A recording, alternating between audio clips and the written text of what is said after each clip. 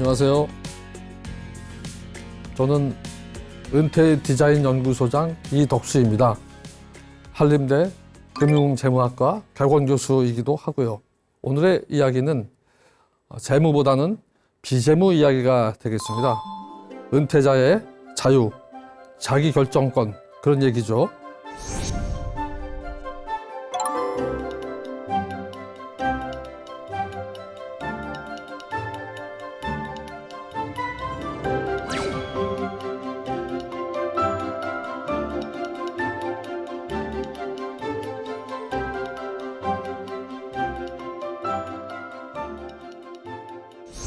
그 은퇴 이야기는 주로 재무 이야기를 합니다. 강의 교재도 대부분 그렇고 또 강의도 그런 편이죠. 하지만 저는 비재무가 중요하다고 생각을 합니다. 물론 그 재무가 중요하긴 하지만 은퇴는 그 재무로 해결을 볼 수는 없는 거거든요. 인생에 대한 거기 때문에 저는 그 재무 약하다고 걱정하지 말고 자기 인생을 살자, 방법이 있다. 그런 생각으로 임하다 보니까 은퇴 설계 이렇게 하면 된다 하고 은퇴에 관한 책을 썼습니다. 독자들이 어떻게 하면은 책을 보면서 은퇴 설계를 할 수 있을까? 어떻게 하면은 도울 수 있을까? 그 생각하다 보니까 개정판을 쓰게 됐습니다. 오늘 첫 시간은 은퇴 생활 왜 어려운가? 2023년에 보건복지부가 주관하여 고령자 만족도 조사를 했습니다. OECD 최하위입니다.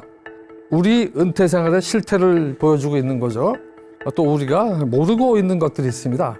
그 첫 번째는 은퇴는 마지막 기회라는 겁니다. 은퇴하면은 일을 마친 거잖아요. 그러면은 괜히 쓸쓸하고 허전하고 다 끝났다 이런 생각을 하기 쉽죠. 하지만 잘 생각해 보면은 짐을 벗은 거죠. 그러면은 이제 실적 부담도 사라졌고 또 경쟁할 일도 없어졌잖아요. 신용카드 하라고 할 일도 없겠죠. 저 같은 은행 경험으로 볼 때는. 또 가족을 위해서도 헌신할 만큼 했으니까 이제는 벗어난 겁니다. 그 점에 대해서 스위스의 심리학자 구스타브 칼 융은 이런 얘기를 합니다. 사람들은 누구나 셀프라고 하는 자기가 있다. 내면에 멋있는 자기가 있다. 그런데 사회화 과정에서 그 자기를 잘 찾지 못하지만 내면 깊숙이 있기 때문에 잘 찾지 못하지만 기회가 온다.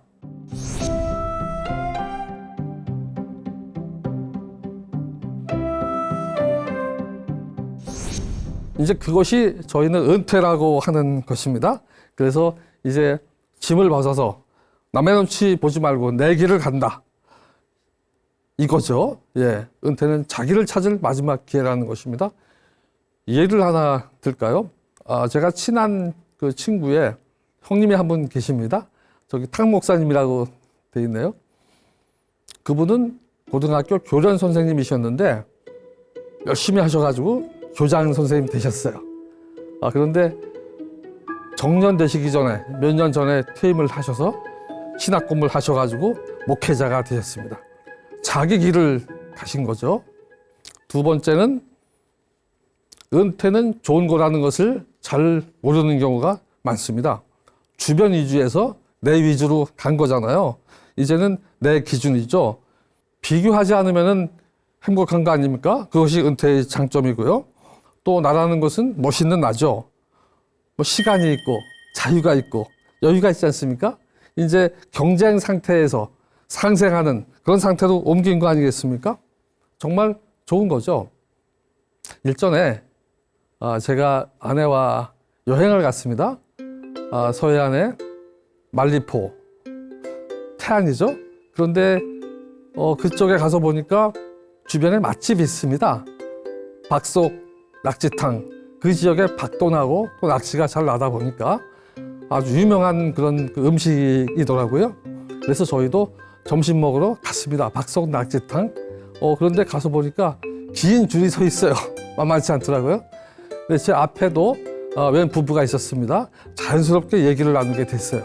얘기를 하다 보니까 공직을 퇴임하신 분인데 그분은 그 경상도에서 충청도까지 점심을 드시러 오셨더라고요. 부부가. 또 얘기를 더 나누다 보니 그분은 전국의 맛집 리스트를 가지고 계세요. 자기가 만들었다고 합니다. 멋진 좋은 그런 은퇴 생활을 하시는 분이죠. 또 하나 잘 모르는 것은 은퇴가 정말 좋은 것이긴 하고 멋있는 거지만 그 용기와 노력이 필요하다는 겁니다. 거저되지는 않는다는 거죠. 결단, 의지, 노력 이런 것들이 필요한 거죠. 그러니까 은퇴 설계해야 되고 또 실행을 해야 되는 것이죠. 제가 잘 알고 있는 친구 중에 한 사람이 연구원입니다. 보건환경연구원의 연구원이었는데 박사죠. 그 친구는 퇴임을 해서 더 좋아졌어요. 몇 년 동안 동기모임에 잘 나타나지를 않더라고요. 근데 보니까 몇 년 동안 글쓰기 공부를 해가지고 수필가가 됐어요. 등단을 했어요. 그래서 뭐 책도 내고 또 신문에 가끔 수필도 씁니다. 원래 자연과학을 한 사람이니까 이제 자연과학과 문학을 접목하는 그런 경우가 된 거죠. 자기 영역을 개척한 겁니다. 또 저희 과에 제가 가까운 김 교수님 계신데 그분은 일본 여행을 하고 싶어 했어요. 아내랑 같이 자동차 여행을. 근데 그게 좀 쉽지 않은 점이 있는 거죠. 반대 운전을 해야 되니까. 그래서 저는 뭐 늘 얘기합니다. 그거 반대 운전 어렵지 않아요. 공항에서 숙소까지만 가면 됩니다. 뭐 30분 내지 1시간 아니겠어요?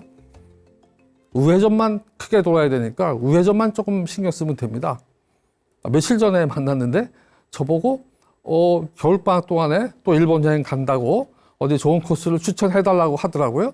얘기를 들어보니까 여름방학 동안에 갔다 온 겁니다. 차를 빌려가지고 아내랑 같이 부부가 그런데 너무 좋았다고 얘기하는 거예요. 용기를 낸 거죠. 그래도 반대 운전을 해본 거니까요. 자, 이러다 보니 은퇴에 관해서 실패 사례가 많죠. 주변에 보면 성공 사례보다는 실패 사례가 많습니다. 사실 은퇴가 좋은 것이긴 하지만 이게 안 가본 길이잖아요. 그런 처음 가는 길이라는 데 대한 그 불안감이 좀 있는 겁니다. 그러다 보니까 집단 경우가 많이 나오게 되는 거죠. 뭐든지 같이 하려고 하는 거죠.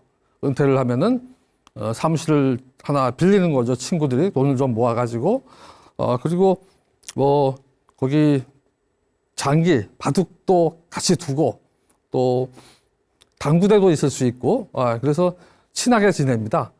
같이 식사하고 어떤 내기를 해가지고 술도 마시고 심지어는 여행도 같이 갑니다. 외롭지는 않죠. 하지만 이 경우의 문제는 자기를 찾기 어렵다는 겁니다. 우리 은퇴는 자기를 찾을 수 있는 기회잖아요. 또 고리평 같은 경우는 이 사무실파는 그래도 관계에는 강점이 있잖아요. 근데 고리평은 그 관계에도 약점이 있는 겁니다. 그래서 이런 경우는 내면에는 혹시 가까이 갈 수 있을지 모르나 외로운 거죠. 혼자 지내게 되니까. 은퇴 생활은 외로우면 실패한 겁니다. 은퇴자가 다시 일로 간다는 것은 지금 조금 심각하죠. 우리나라 그 노인 취업률 지금 40% 아닙니까? OECD 평균은 13%입니다.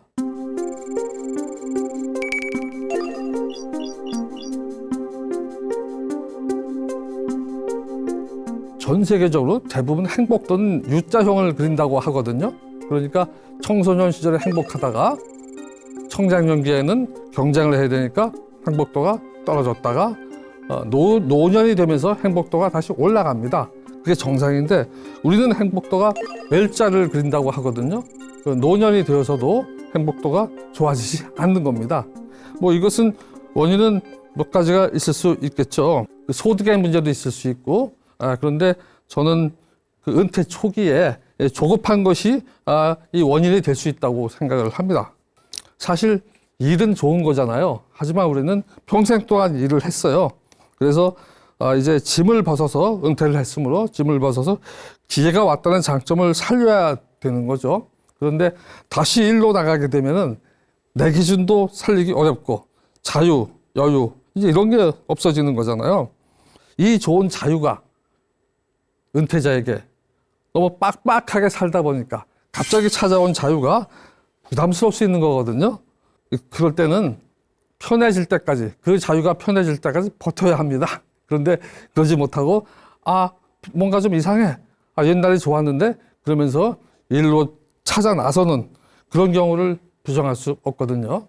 또 하나는 남을 의식하는 경우입니다. 남의 눈이죠. 은퇴의 최고 장점은 내 기준이잖아요. 그러면 이제 비교하지 않아도 되니까 참 좋은 거죠. 따라서 자기 주도적으로 새로운 세계를 개척할 수 있는 거죠. 그런데 여전히 남을 의식한다고 하면은 과거에 머물러 있으니까 은퇴로서는 실패죠. 여행이라는 것은 그 새로운 세상을 떠나는 거죠. 일상을 벗어나서. 그런데 그래서 예를 들어 뭐 좋아하는 유럽 자동차 여행을 2주 정도 떠난다고 하면은 처음에는 집 생각이 납니다. 또 애들 생각도 나고 또 복순이는 잘 있나? 애견이죠. 그런데 며칠 지나면은 다 속세는 잊어버리고 그쪽에서 새로운 세상에 빠지게 되는 거죠. 그러면은 좋은 경험도 하고 신나는 모습을 보고 이렇게 되는 거죠. 그런데 어떤 경우는 여행 가자마자 뭐 사진 찍어서 뭐 누구나 SNS는 있잖아요. 뭐 올려서 나 여기 왔다 뭐 그러면 너 갔니 뭐 하면은 소통 시작해서 끝날 때까지 주고받는 이제 그런 경우가 생기잖아요. 그거는 이제 여행을 떠났으면은 그 세상에 빠져서 정말 멋있는 경험, 새로운 체험을 해야 되는데 세속을 벗어나지 못하는 겁니다. 여전히 남을 의식하고 또 과시하고 비교하는 이런 면이 있는 거죠. 예, 우리 이런 그 실패 사례를 좀 봤습니다. 그 이유가 있죠. 예, 즉 진단이 필요한 경우입니다. 여러 가지 이유가 있겠으나 저는 우선 이 비재무 인식 부족이 큰 이유라고 봅니다. 비재무라고 하면은 내 기준, 내 세계, 즉 나라고 하는 거죠. 50대 초반 정도에 은퇴를 해서 요즘은 기대 수명이 길어져서 거의 뭐 그 90세까지 사시기도 하잖아요. 그러면은 거의 은퇴 기간이 은퇴 생활을 은퇴 기간이라고 하죠. 은퇴 기간이 거의 40년이 되는 건데 그러면은 이것이 정말 신나고 자유로운 그런 새로운 세상인 거거든요. 그런데 이 비재무를 우리가 제대로 챙기지 못한다면은 그 좋은 자유, 여유, 변화 이런 거는 없는 거거든요. 그래서 은퇴에서 비재무가 주가 된다면은 주로 뭐 소득, 뭐 이제 월급이 줄어들었으니까 연금이 있어야 되는데 또 뭔가 일을 해야 되는데 은퇴 생활을 하려면은 얼마 있어야 되는데 뭐 이렇게 많이 생각을 하게 되죠. 그러면은 주로 걱정, 스트레스, 불안에 빠지게 되니까 이건 은퇴 전보다도 못한 겁니다. 비재무 정보가 중요하죠. 비재무 정보는 뭐 내가 좋아하는 거, 하고 싶은 거, 또 나의 정체성, 아내와 내가 꿈꾸는 거, 뭐 이런 것들이죠. 그것을 비교적 다양하게 충실하게 정리하는 겁니다. 그게 A죠. 이게 아주 중요합니다. 이 자료가 충실해야 거기서 문제도 파악하고 또 답안도 찾을 수 있기 때문입니다. 이 재무와 비재무가 균형을 이루어야 되는데 균형을 상실하게 되는 겁니다. 이를테면은 은퇴 관련 논의가 거의 재무 위주죠. 교재도 그렇고 강의도 그렇고 그러면 본인도 주로 재무 걱정을 합니다. 재무만으로는 은퇴 생활 성공하기 어렵습니다. 그래서 이렇게 되면은 정말 은퇴 생활 평화롭고 뭐 그래야 되는데 뭐 계속 은퇴 후에도 주로 재무만 챙기려고 뭐 이런 생각할 수 있는 거고 또 부동산을 샀다 팔았다 하고 평화를 잃기 쉬움으로 은퇴의 큰 장점을 상실하는 경우입니다. 또 그렇게 되니까 비재무 준비가 부족하게 되죠. 비재무라는 것은 즉 내가 하고 싶은 거, 내가 이런 거 하고 싶으니 뭐 저런 걸 또 준비해야지. 또 돕고 싶은 데가 있어. 내 기준대로 하고 뭐 이런 게 있어야 되는데 이런 비재무가 자체가 서기가 어려워지는 거죠. 또 그러면은 은퇴 준비가 부족해지는 거죠. 지금 앞서 나왔듯이 우리 은퇴자들은 만족도가 35% 정도 되잖아요. 그리고 그 행복도도 일자형으로 노인 또 은퇴자들의 행복도가 좋아지지 않는다는 거잖아요. 이건 좀 심각한 문제죠. 그런데 뭐 그 이유는 주로 은퇴 부족에 있는 거죠. 그런데 은퇴 준비가 부족하다는 건데 통상 은퇴 준비하면은 뭐 재무, 특히 뭐 연금 저축을 미리 했어야 되는데 못했네. 또는 취미를 좀 준비했어야 되는데 이런 얘기를 많이 하잖아요. 그런데 사실 그 성공적 은퇴 생활은 좋은 은퇴 준비가 있어야 되고 은퇴 준비는 은퇴 설계입니다. 그런데 그 비재무 위주의 은퇴 준비가 더 중요한 건데 비재무를 우리가 잊게 된다면은 성공적인 은퇴 설계와 은퇴 준비가 잘 되기 어려운 거죠. 그러면은 그 목표와 자신감을 상실하게 되고 은퇴의 장점인 자유는 쓸모가 없어지는 겁니다. 재무 걱정만 커지고 불안 조급함이 증가하니까 결국은 남 따라가고 일로 돌아가는 이런 일이 생기는 거죠. 예, 이제 우리가 비재무를 소통할 때가 됐습니다. 비재무에 대한 얘기가 종종 나왔죠. 비재무를 같이 정리해 보십시다. 비재무는 한마디로 말하면 하고 싶은 거 하는 겁니다. 자유죠. 예, 자유. 또 내 기준, 셀프 그런 거죠. 예, 그리고 비재무는 어렵지 않다. 못했던 거, 미뤄둔 거, 읽기, 쓰기 등 이제 기회가 왔으니까 하고 싶은 거 하는 거죠. 결국 내가 좋아하는 걸 하는 겁니다. 보면은 저도 은행 다닐 때 한 1년에 2, 3일 정도밖에 휴가가 안 됐던 것 같더군요. 그러면은 거의 뭐 글도 못 쓰고 책도 못 읽는 그런 지경인 거죠.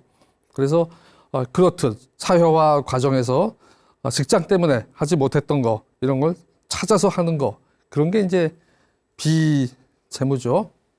비재무를 얘기할 때 저는 비재무 3요소를 얘기합니다.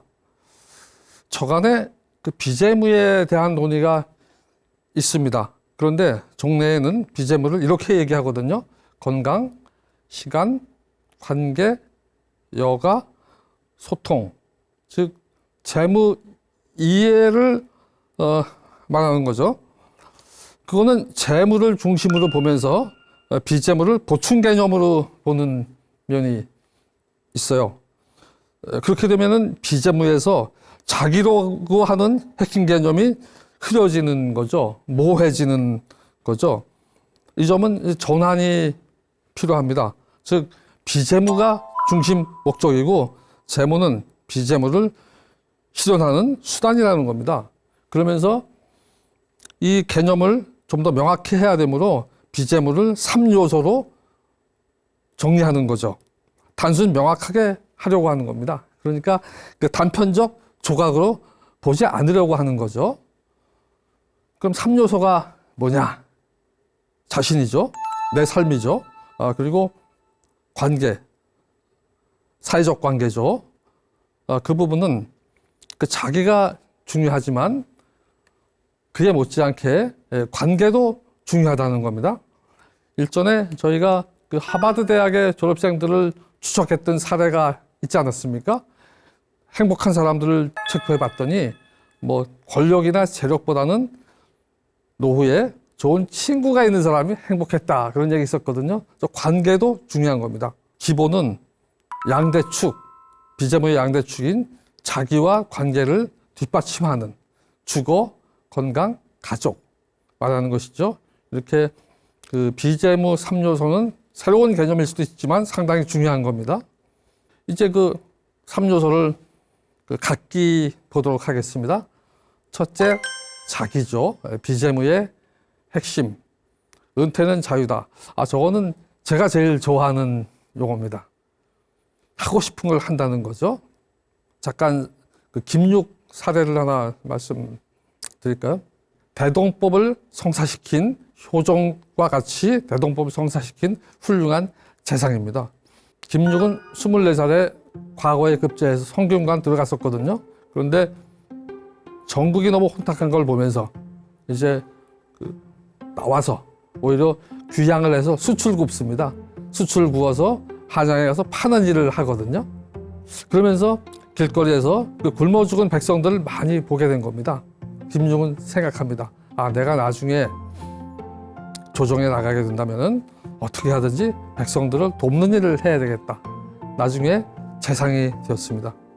그리고 대동법을 실현시킵니다. 대동법은 그때 백성들에게 큰 고통이었던 공납을 폐지하고 대신 그 토지세를 신설한 법이었거든요. 그러니까 백성들에게는 크게 도움이 되지만 많은 토지가 있는 양반들에게는 불리한 거였죠. 강한 저항이 있었을 텐데 김용은 수십 년간의 노력 끝에 그 대동법을 성사시킵니다. 자기가 하고 싶은 일, 내가 해야만 한다고 생각했던 것을 기어코 해낸 그런 경우죠.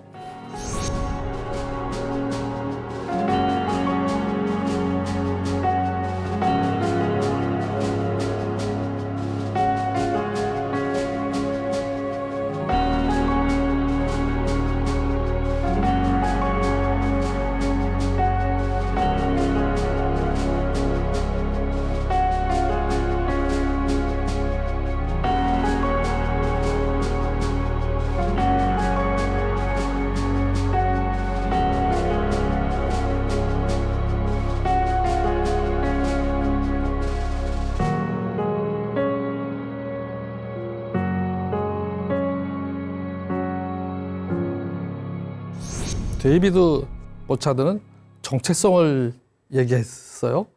남과는 다른 그런 자기가 있다는 거죠. 또 구스타프 칼 융은 셀프를 얘기했어요. 사람은 누구나 내면 깊숙이에 아주 멋진 그런 자기가 있다는 겁니다. 비재무 포트폴리오의 자기는 핵심 축입니다.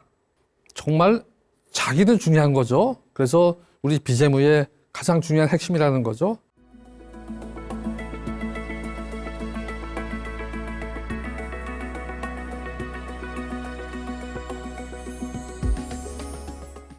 하지만 그에 못지않게 관계도 좋고 소중하고 꼭 필요하다는 겁니다. 즉, 내 기준대로 살되 다른 사람과 함께하는 이런 부분이 필요한 거죠. 예를 들면은 친구, 모임, 봉사. 이 관계는 갈수록 중요해질 수밖에 없는 게 아무리 훌륭한 사람도 시간이 흐를수록 은퇴자에게 자기는 점점 영역이 작아지거든요. 상대적으로 관계는 더 커지는 겁니다. 비재무 포트폴리오의 또 다른 핵심 축이죠. 예를 하나 든다면은 폰세입니다. 한화의 야구선수 17승 그리고 사관왕 4가지 구질의 구종을 던지는데 제구가 다 잘 된다는 거잖아요. 155km의 구속을 가지고 있는데 100구를 던져도 그 구속이 유지가 되잖아요. 훌륭한 투수입니다. 그런데 저는 폰세는 그 우수성보다 다른 사람과의 관계가 더 좋다고 생각을 합니다. 동료 선수들과 잘 지내잖아요. 그리고 코치진과도 잘 지내고 가장 마지막에 남는 관계는 가족 아니겠습니까? 제가 서양 사람이 쓴 책을 한번 봤는데 나중에 요양원을 갔을 때 그때는 한 달에 한 번 정도 가족이라도 찾아와 주느냐 안 오느냐가 중요합니다. 가족이 한 달에 한 번 정도 찾아와 주면은 외부 사람을 만나는 겁니다. 그런데 가족이 찾아와 주지 않는다면은 요양원에 가기라도 한다면 잘못하면은 사람을 만나지 못합니다. 그 안에서 관계에 대한 문제가 있는 거잖아요. 이 관계도 그래서 미리미리 챙기는 것이 중요한 거죠.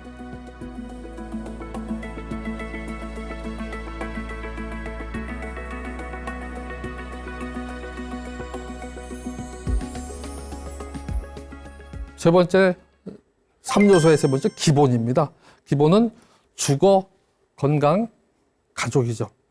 주거는 은퇴 생활에 편한 집, 함께 의논해서 결정해야 하고, 건강해야 여행도 갈 수 있고, 자기도 찾을 수 있는 거잖아요. 운동, 좋은 습관 가지고 있어야 하고, 검진도 꼭 받아야 하고, 그런 거죠. 가족은 특히 부부, 자녀, 은퇴 생활의 동반자죠. 자녀가 있어야 이 새로운 시대 변화에 적응할 수 있잖아요. 또 부부는 함께 여행 떠나는 파트너잖아요. 이 기본에 대해서 소개할 게 있어요. 제가 얼마 전에 신문에서 본 것이 40대 부부가 대기업을 다녔는데 은퇴하고 1년간 세계 일주 여행을 떠났어요. 본인들은 우리는 국민연금, 퇴직연금 개시될 때까지만 재무가 있으면 된다. 준비가 됐다는 겁니다. 그래서 같이 세계일주 여행을 떠난 겁니다. 본인들은 소통해서 이제 기본이 됐다고 본 거죠. 그런 부분은 우리가 생각해 볼 수 있는 부분입니다.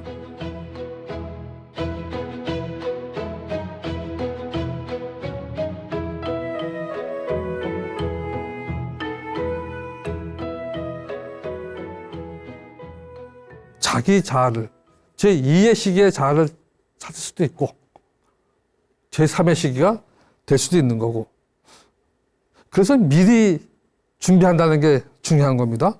하면서 또 평생 동안 하는 거죠. 평생 하면서 또 일찍 할수록 좋은 거. 또 한 가지, 비재무에서는 이 비재무 3요소의 밸런스, 균형이 중요하다는 거죠. 그러니까 이 3요소가 각각 분명하면서 또 밸런스가 잘 맞아야 되죠. 만일에 자기만 강하다고 하면은 뭐 자신감은 있겠지만 외롭기 쉽죠. 또 관계만 강하다고 하면은 잘못하면은 같이 떠들다가 세월 보내는 경우도 생길 수 있어요. 기본이 약하면은 은퇴 설계가 실행되기가 힘든 면이 있는 겁니다. 우리 이제 비재무를 좀 봤잖아요. 이 비재무에 관련된 그 5 사례들, 앞서도 봤지만 사무실파 같은 경우는 비재무에서 어느 쪽 부분이 문제가 될까요? 자기가 부족해지잖아요. 뭐 같이 하고 같이 모여서 하면은 또 뭐 남의 눈치 봐야 되고, 그럼 자기는 부족해지는 거잖아요. 도서관에 가는 것은 좋은 겁니다. 나쁜 것은 아닙니다. 다만 도서관에만 가면은 이게 애로가 좀 있을 수 있다는 겁니다. 예. 그래서 도서관에만 가는, 그리고 뭐 잠시는 괜찮을 수 있지만 은퇴자가 줄곧 도서관만 사용한다면은 거기는 이제 그 관계에 문제가 있을 수 있잖아요. 그래서 저희 은퇴론에서는 비재무에서 자기와 관계가 같이 결부가 되어져야 한다. 그것을 강조하는 거죠. 또 일로 복귀하는 경우는 어떤 문제가 있습니까? 자기가 부족해지는 거죠. 은퇴의 장점을 상실하는 거죠. 또 집콕형 같은 경우는 최악이죠. 관계는 물론 문제가 있고 또 그런 상태에서는 자기도 실현하기 어려워지는 거죠. 이대로는 안 되겠죠. 변화가 필요한 거죠. 잘 하려면은. 지금 우리 그 시니어 만족도가 35%잖아요. 또 행복도는 U자형이 돼야 되는데 전 세계가 대부분 U자형인데 우리만 L자형이라는 거잖아요. 처방이 필요하지 않습니까? 물론 그 원인은 은퇴소득도 문제가 있습니다. 우리 그 노인 빈곤율이 40%가 되니까 어려움이 있는 거죠.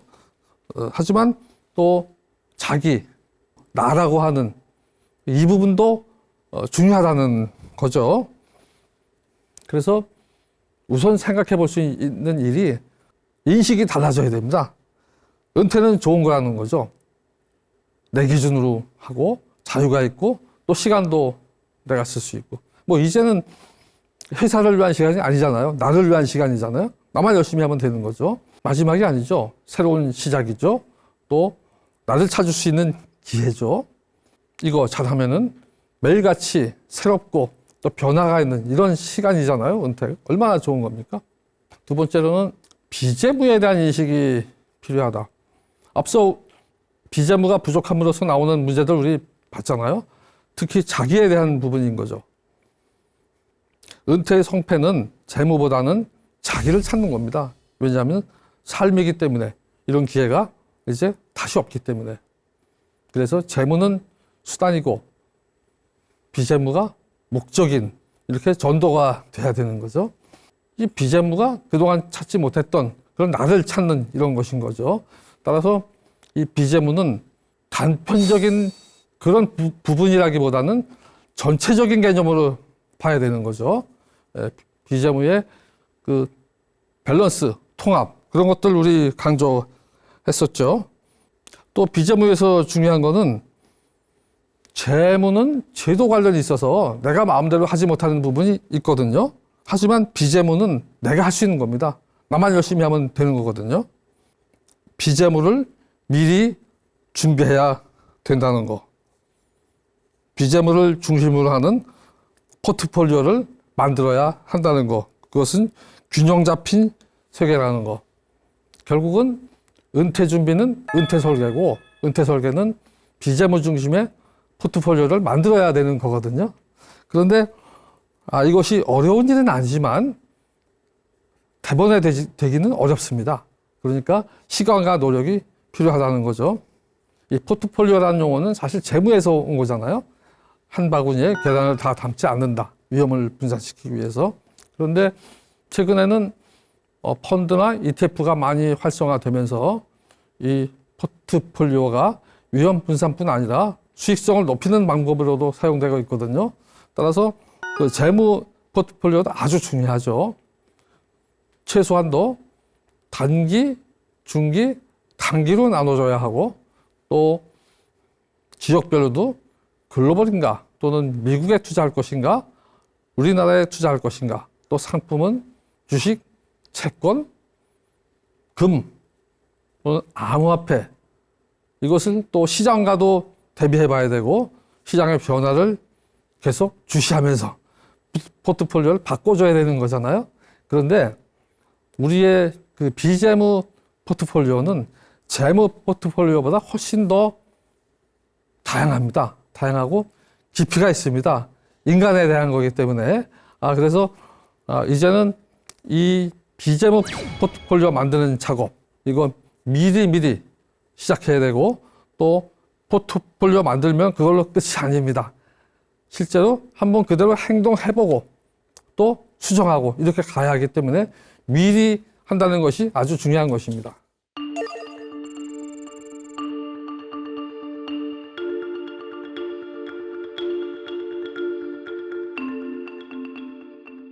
은퇴 생활이 제대로 되기 위해서는 자기를 찾는 일, 하고 싶은 거 하는 거죠. 그리고 그게 다가 아니고 좋은 관계를 맺는 일. 그래야 풍요로운 삶이 되고 행복한 은퇴 생활 될 수 있으니까 이 두 가지가 같이 있어야 된다는 거죠. 그런데 거기에 또 저 기본은 그 양대축인 자기와 사회적 관계가 잘 되도록 지원하는 시스템이잖아요. 구도잖아요. 따라서 이 세 가지가 각각 다 있으면서 또 밸런스가 맞아야 된다는 겁니다.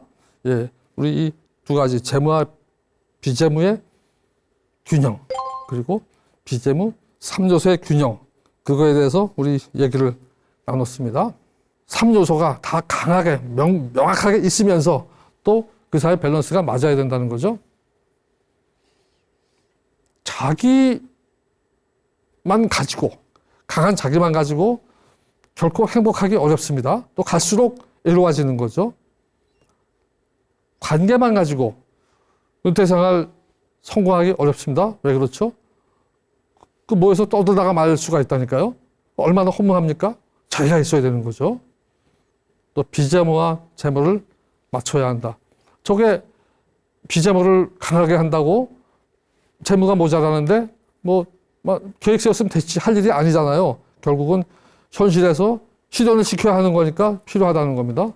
재무 포트폴리오도 상당히 쉽지 않잖아요. 그리고 상당히 분산시켜야 되잖아요. 단기, 중기, 장기에다가 지역별로도 상품별로도 그리고 시장 변화를 보면서 다시 또 고쳐 나가야 하고 그런데 비재무 포트폴리오 그보다 훨씬 더 다양한 변수를 봐야 된다는 겁니다.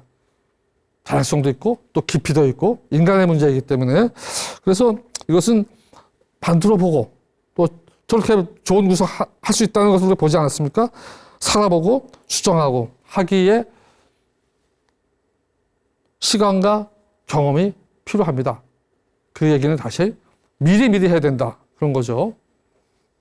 포트폴리오를 은퇴석에서 작성하다 보면은 비재무를 리스트를 만들고 그리고 또 분석도 하고 하면은 결국 3요소 정리가 되는 거죠. 그러면 그것이 이제 포트폴리오입니다. 균형 잡힌 세계. 포트폴리오는 그게 중요한 거죠. 예, 어느 쪽에 주치하고 균형 잡힌 세계. 그리고 아름다운 색도 있으며 다양한 색깔이 있고 그러면 상호 균형 잡혀 있는 이제 그게 필요한 거잖아요. 그래서 3요소가 확실하다. 그리고 균형도 잡혔다. 그리고 대략 이해할 수 있지 않습니까? 어느 정도 되면 저렇게 된다 하는. 그리고 목표는 그겁니다. 하나가 확실히 기울거나 뭐 없거나 하면 안 된다는 거죠. 그리고 그러면 그렇게 구성된 포트폴리오가 대략 저렇게 되겠죠. 뭐 일, 공부, 운동, 예능, 탐방, 방문, 여행, 가족. 뭐 저기 모임도 빠져 있네요. 모임도 빠져 있고 뭐 많이 더 있는 거죠. 그러니까 일은 은퇴자는 하고 싶은 일을 하는 게 중요한 겁니다. 자기를 실현하는 거니까 어쩔 수 없이 그거는 뭐 관계도 내가 좋아하는 관계, 자기도 내가 하고 싶어 하는 것처럼 어쩔 수 없는 일은 가급적 생각해 볼 공부는 하고 싶은 공부. 나는 미술사 하고 싶어. 그럴 수 있는 거잖아요. 예능은 많죠. 요즘은 색소폰 동아리도 있고 탐방이, 미술관 방문, 음악당 방문 얼마든지 있지 않습니까? 또 방문은 친지를 오랫동안 보지 못한 친지를 방문하고 또 가족도 떨어져 있으면 가족도 방문할 수 있고 저것도 그냥 뭐 시간 되면 하지 하는 것과 계획을 세워서 꼭 필수로 1년에 2번 해야지 하는 건 다르다는 거죠. 여행, 또 포트폴리오는 가족을 챙기는 것도 들어가 있습니다.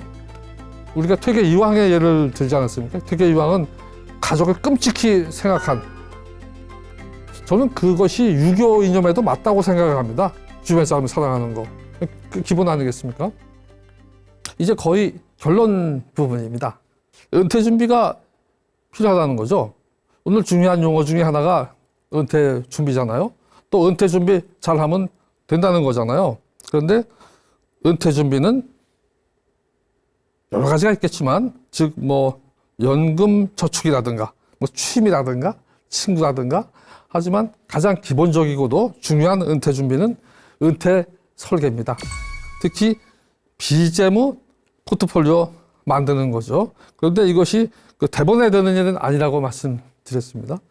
미리미리 짜고 그리고 실행해보고 그리고 조정하고 이렇게 반복해야 되는 거죠. 이 비재무 포트폴리오에 대해서 말씀드리면은 우리가 자기는 지금 얘기를 좀 나눴죠. 하지만 정말 중요한 것이고 은퇴에서 발견할 수 있고 실현시킬 수 있다는 그러한 것이고, 또 그 자신감을 갖고자 우리가 이렇게 소통하고 있는 것 아니겠습니까? 남과 다른 나. 그런데 이것도 미리미리 생각을 해보고 또 찾아보고 정리해보고 실행도 해보고 이게 필요한 겁니다. 관계도 지금 우리 비재무 3요소를 얘기하고 있는 거죠. 관계도 미리미리 준비해야죠. 또 주고받는 게 관계 아니겠습니까? 베풀어야 되잖아요. 일방적이지 않잖아요. 따라서 어떤 경우에는 은퇴하자마자 정말 애로워지는 분들도 있습니다. 관계가 준비가 안 된 거거든요. 그러니까 관계야말로 미리 준비할 필요가 있습니다. 부부가, 가족이 서로 소통하면서 기본은 그 구도를 잡는 거죠. 그러니까 자기와 관계를 지원하는 그런 구도를 잡는 건데, 함으로 가족 모두의 공통적인 거가 되죠. 서로 소통해서 그 시스템을 만들어갈 필요가 있는 거죠.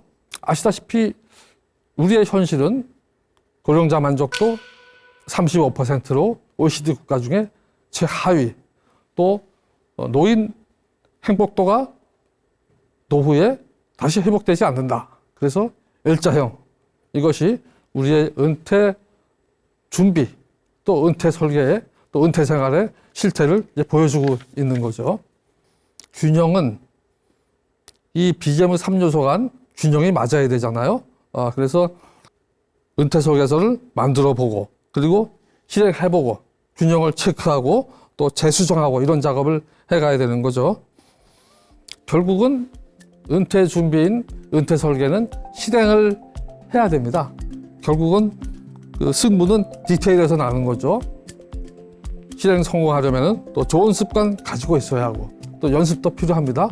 그러니까 미리 시작해야 하는 것이 은퇴 준비입니다. 첫 시간에 내용을 정리해 보면은 은퇴 준비는 은퇴 설계다. 비재무 포트폴리오 짜서 실행하고 수정하는 것이다. 그리고 진행형이다. 미리미리 해야 한다. 이렇게 말씀을 드리겠습니다. 첫 시간 마치겠습니다. 수고하셨어요. 감사합니다.